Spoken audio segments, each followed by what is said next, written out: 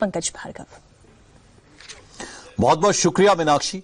तो कोरोना सर्वधर्म सम्मेलन में अब हमारे साथ जुड़ रहे हैं तख्त श्री हरमिंदर जी पटना साहिब के जत्थेदार ज्ञानी रणजीत सिंह गौरे मस्कीन। ज्ञानी रणजीत सिंह सिख धर्म के दूसरे प्रमुख तख्त के जत्थेदार हैं, सिख धर्म के विद्वान हैं। ज्ञानी रणजीत सिंह गुरमत और गुरबानी के भी बड़े विद्वान, बड़े जानकार हैं। ज्ञानी रणजीत सिंह जी, बहुत बहुत स्वागत है आपका इंडिया टीवी पर। हमने देखा है कि जब देश और दुनिया पर कष्ट होता है, जब मुसीबत आती है, तो सिख संगत पूरे जी जान से जुट जाती है सेवा भाव के साथ। इस बार भी हमने कोरोना काल में भी ऐसा देखा कि सिख संगत सड़कों पर आ गई और खाना बांट रही थी। ये प्रेरणा मिलती कहां से है? ये माननीय पंकज जी, ये प्रेरणा का मूल स्रोत श्री गुरु नानक देव महाराज जी का पावन कलाम, उनकी वाणी है। श्री गुरु ग्रंथ साहब जी की बरकत है, जिसमें हर रोज़ हमारी कोई भी प्रार्थना हो तो उसका समापन यहीं पर होता है। नानक नाम चढ़दी कला, तेरे पाणे सरबत का भला। उस सरबत का सर्व प्राणियों के भले के लिए जब कोई भी आपत्ति आती है या ज़रूरत होती है, तो उसमें आगे बढ़कर यहाँ तक कि अपना सर हथेली पर रखकर प्राण देकर भी सेवा को, जो धर्म है, उसको निभाया जाता है। उस सतगुरु जी की अमृत प्रेरणा की वजह से कोरोना महामारी में बेशक सारे संसार ने अपना योगदान आगे होकर पेश किया है, लेकिन सिख जगत की जो सेवा है वो आप देख ही रहे हैं। मैं अपने मुंह से क्या कहूँगा। ज्ञानी जी, दो बातें आपसे मैं जानना चाहूंगा। हमने हमेशा देखा है कि आपके सिख धर्म में दशांश का बहुत महत्व होता है, यानी हर शख्स जितना भी कमाता है उसका 10% सेवा के लिए देता है। और जाहिर बात है, अब जब इतनी मुश्किल घड़ी है तो ऐसे में भी सेवा भाव से सब जो संगत है वो दान कर रहे हैं। अब चूंकि गुरुद्वारे खुल गए हैं, सारे रिलीजियस प्लेसेस खुल गए हैं, तो अब संगत कैसे आएगी, संगत कैसे बैठेगी, लंगर कैसे बटेगा, प्रसाद कैसे बटेगा, उसका किस तरह से बंदोबस्त किया गया है? देखो, दशमांश जो है वो नॉर्मल टाइम में दिया जाता है। जैसे नॉर्मल टाइम है, कारोबार है, पर उसमें से जो नेट प्रॉफिट हो, खर्चे सब निकाल कर उसका जो 10वां हिस्सा है, 10वां अंश है, जो वो ज़रूरतमंदों की सेवा में समर्पित किया जाता है। लेकिन जैसे किसी राजा के पास सेना होती है, तो वो सेना नॉर्मल रूप से काम करती है, राजे की सुरक्षा करती है, महल की सुरक्षा करती है। लेकिन जब युद्ध का समय होता है तो फिर सारी सेना वहाँ जाती है, राज परिवार के लोग भी युद्ध में जाते हैं। इसलिए जब मानवता पर कोई आपत्ति हो तो उस वक्त दशमांश नहीं दिया जाता, सर्वांश दिया जाता है। इसलिए गुरु गोविंद सिंह महाराज जी को सर्वंश दानी कहते हैं। ये भारत की भूमि पर पैदा हुआ सिख धर्म हमेशा इसने सर्वांश दिया है, चाहे कोई भी समय हुआ है। तो दशमांश तो आम नॉर्मल हालत में सब सिख देते ही हैं, लंगर चलते हैं और सेवाएं चलती हैं।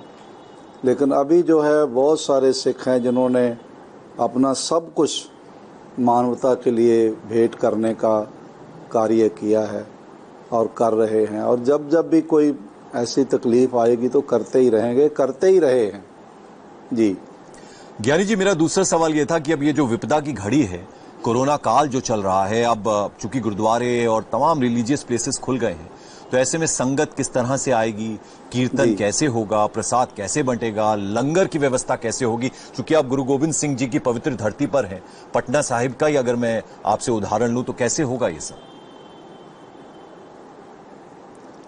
पटना साहब बहुत पवित्र भूमि है, करोड़ों तीर्थों का सिरमौर तीर्थ है। श्री गुरु गोविंद सिंह महाराज जी का प्रगट स्थल है।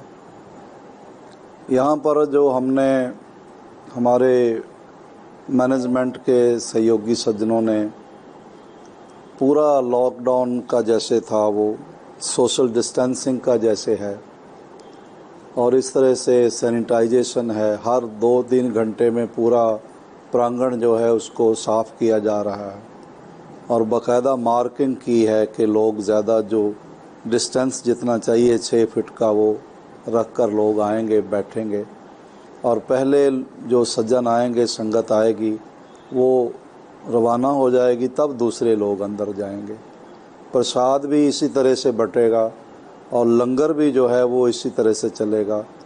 उसमें किसी चीज़ को भी छोड़ा नहीं जाएगा। जैसे हेल्थ एडवाइजरी की सिफारिश है, जैसे बिहार सरकार और भारत सरकार की जो नियमावली बनी हुई है जी, उसके मुताबिक पूरा चलकर देखिए, समर्पण यही है। अगर हम अपने मन से करेंगे तो जो स्पेशलिस्ट लोग हैं उन्होंने जो गाइडलाइन दी है उसको फॉलो करके हम ज़्यादा सेवा कर सकते हैं। ज्ञानी जी, इंडिया टीवी की एक छोटी सी कोशिश है, चूंकि दुख की घड़ी है, विपदा की घड़ी है, ऐसे में एक दूसरे का साथ चाहिए।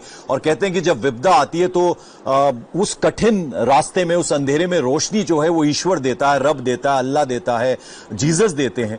तो ऐसे में आप चूंकि बहुत बड़े तबके की नुमाइंदगी करते हैं, तो आपसे मैं सुनना चाहूंगा, ये हमारी एक छोटी सी कोशिश है। हमने ये कोशिश की है कि आप जैसे गुणीजन जब आएंगे और वो जो संदेश देंगे, वो जो बातें कहेंगे, वो सुनने वाले जब सुनेंगे तो शायद उनको, उनके चेहरे पर भी ऐसी मुश्किल घड़ी में थोड़ी मुस्कुराहट आएगी। नहीं, देखिए, आप छोटी सी कोशिश नहीं है। मैं तो सोचता हूं कि भारत में इंडिया टीवी का बेशक सभी चैनल अपना योगदान दे रहे हैं, लेकिन इंडिया टीवी का एक विशेष स्थान है जनमानस में। उसका एक अहम रोल बना, वो स्थान बना हुआ है, क्योंकि इंडिया टीवी हमेशा सच कहता है और सच कहने में पीछे नहीं हटता। धार्मिक बात इंडिया टीवी पर कभी होती नहीं, मैंने सुना नहीं। बहुत से लोग ऐसे हैं जो बात का बतंगड़ बनाकर अपनी टीआरपी के चक्कर में कुछ ना कुछ गलत सलत करते रहते हैं। लेकिन इंडिया टीवी को मैं बधाई देना चाहता हूं कि आप छोटी कोशिश नहीं है, बल्कि आप कोरोना फाइटर हैं। कोरोना से फाइट कर रहे हैं, लोगों को जागृत कर रहे हैं। इस वक्त सबसे जो बड़ी चीज़ है वो है जागृति लाना, क्योंकि हमारे भारत में बहुत से लोग ऐसे हैं जिनको अभी तक ये समझ नहीं आया कि ये है क्या।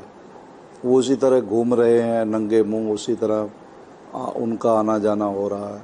उनको ये नहीं पता कि ये स्थिति जो है ये सेकंड वर्ल्ड वार से ज़्यादा भयावह है। एक तरह से ये अदृश्य तीसरा संसार युद्ध चल रहा है।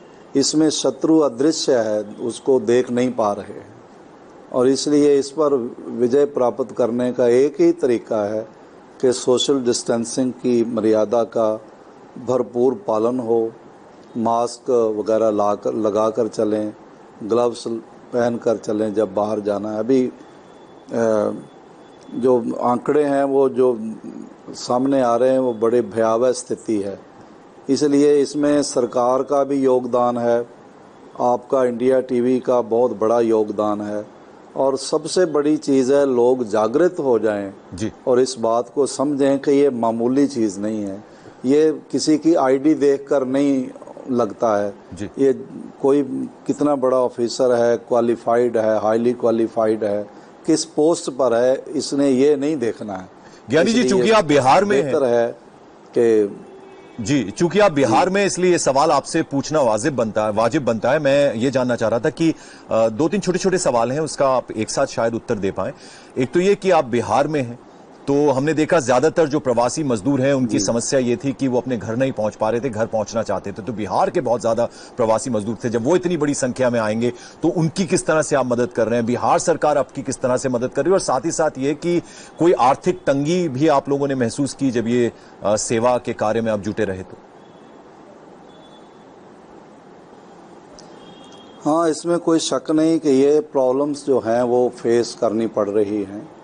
लेकिन उसके बाद में भी बिहार में आदिकाल से बहुत प्यार है, बहुत मिलवर्तन है आपस में, और दो बहुत बड़े महापुरुषों का जन्म इसी प्रांत में हुआ है, महात्मा बुद्ध का और गुरु गोविंद सिंह महाराज जी का। मैं सोचता हूँ बेशक लाखों समस्याएं रहेंगी, पर बिहार जो है वो इस कोरोना से जीतेगा। यहाँ के लोगों में अभी भी बहुत प्यार है, अगर प्यार से बात की जाए तो लोग समझते हैं। जो प्रवासी मज़दूरों की बात है वो वाकई में ही चिंताजनक है, जब इतने लोगों का टेस्ट करना भी जो है वो एक बहुत बड़ी पहाड़ जैसी समस्या है, सबका टेस्ट भी नहीं हो सकता। इसलिए मेन चीज़ ये है, जब अंधेरा हो तो हम चिराग जलाते हैं। कहते हैं कि शब हो क्यों न कितनी भी स्याह, नहीं बिगाड़ सकती कुछ भी चिराग का। जब सूरज ना हो तो चिराग से हम ठोकरों से बच जाते हैं। ये ठीक है कि दिन सूरज से ही होता है, पर चिराग का एक अहम रोल है। इसलिए आप भी चिराग जला रहे हैं, मैं भी चिराग जला रहा हूँ, और बिहार सरकार भी बहुत अच्छे से लोगों को मार्ग रोशन कर रही है कि मिलकर कैसे ये हथियार से जाने वाला है नहीं तो तोप चलाई जाए, टैंक चलाए जाएं। ये तो इसका वैक्सीन वगैरह जब तक नहीं तैयार होता, जब तक वो सबको प्रोवाइड नहीं होता, तब तक यही है कि सोशल डिस्टेंस बना कर रखें और नियम को जो हेल्थ एडवाइजरी की गाइडलाइन है उसको फॉलो करें। बहुत अच्छी बात आप बता रहे हैं ज्ञानी जी। आपसे मैं ये भी जानना चाहूंगा, मैंने आपके बारे में जितना अभी पढ़ रहा था और सुन रहा था आपको, न सिर्फ बिहार बल्कि पूरा जो पूर्वी भारत है वहां तक आपने 22 मार्च से, यानी एक लंबा अरसा हो गया है, अब हम जून के महीने में आ गए हैं, तो आपने हर रोज 10,000 फूड पैकेट्स बांटे हैं। तो ये कैसे पॉसिबल हो पाया, कैसे मुमकिन हो पाया? एक बार फिर कहें आप। हर रोज 22 मार्च से 10,000 फूड पैकेट्स आप लोगों ने बांटे हैं, न सिर्फ बिहार में बल्कि पूरे पूर्वी भारत की मैं बात करूं, तो कैसे मुमकिन, कैसे पॉसिबल हो पाया सर? ये वो फिर कहूं, करोड़ों चिराग जलाने से भी दिन नहीं होता, दिन सूरज से ही होता है। ये हमारा इसमें कुछ भी नहीं है, ये सब गुरु गोविंद सिंह महाराज की अनुकंपा है, उन्होंने अनुग्रहित किया है। वो स्वयं हम सब में शामिल होकर ये आप सेवा संभाल कर रहे हैं। इसलिए मैं तो खुद, ये करिश्मा है माननीय पंकज जी, खुद मैं सोचता हूँ कैसे लोग 4-4 दिन बिना सोए लंगर तैयार कर रहे हैं, और बिना सोए ले जाकर दूर दराज गांव के इलाकों में जहाँ पर गाड़ी जो है वो नहीं पहुँचती, कच्ची सड़कें हैं, वहाँ पर पहुंचकर तख्त श्री हरमंदिर जी पटना साहब की मैनेजमेंट कमेटी और संगत गुरु महाराज की ले जाकर लोगों को बड़े सम्मान से, ये नहीं कि हम कुछ दे रहे हैं जी, बल्कि इस तरह के ये नहीं समझते कि किसी जरूरतमंद को दे रहे हैं, ये समझते हैं कि ये प्रसाद गुरु गोविंद सिंह जी को अर्पण कर रहे हैं। ज्ञानी जी, गुरु कृपा बनी रहे भारत देश के ऊपर, ये हम कामना करते हैं। मैं चाहूंगा आखिर में अगर गुरु गोविंद सिंह या गुरु नानक जी के शब्द की 2 लाइनें अगर आप सुना दें तो हम धन्य हो जाएंगे। जी बिल्कुल।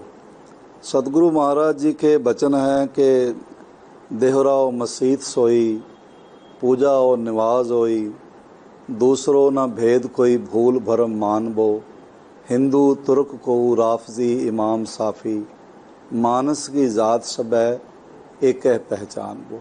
और वो जो एक ज़ात है, आत्मा है, वो परमात्मा ही है सब में। तो सिख जब भी किसी की सेवा करता है तो ये सोचकर नहीं करता भी कोई मुझसे निम्न है कि मैं उसकी सेवा कर रहा हूँ। गुरुद्वारे में जूते साफ होते हैं तो ये समझकर नहीं होते कि किसी इंसान के हैं, ये समझकर होते हैं कि गुरु महाराज के जूते साफ कर रहे हैं, गुरु महाराज की सेवा कर रहे हैं। परमात्मा समझकर ज़रूरतमंदों की सेवा हो रही है और ऐसे ही होती रहे।